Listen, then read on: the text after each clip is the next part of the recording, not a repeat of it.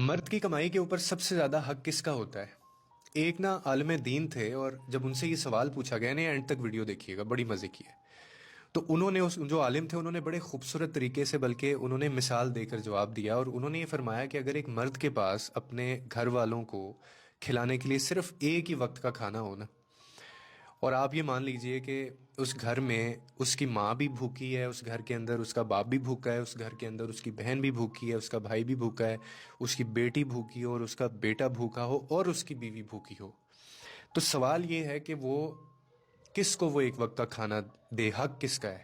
تو وہ ایک وقت کا جو کھانا ہے نا، وہ عالم کہتے ہیں کہ صرف اور صرف اپنی بیوی کو دینا واجب ہے.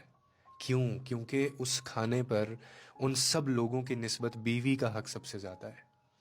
بیوی پر خرچ کرنا مرد کے لیے صدقہ، عبادت اور پھر رسپانسبلٹی ہے. کیوں؟ کیونکہ یہ وہ رشتہ ہے جو خون کا نہیں ہے. باقی سارے خونی رشتے ہیں آپ کے، لیکن یہ واحد رشتہ ہے جو وفا کا رشتہ ہے، جو چوائسز کا رشتہ ہے. یعنی ماں باپ بہن بھائی سب اپنا خون ہے، مگر بیوی وہ رشتہ ہے جو تمہاری قسمت میں لکھ کر تمہارے نصیب سے تمہیں ملتی ہے. اس کا کوئی تعلق نہیں ہے تم سے.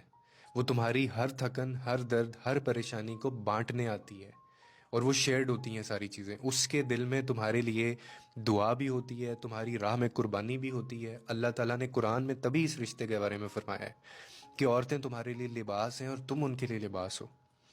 تو اللہ نے یہ پرولیج دیا ہو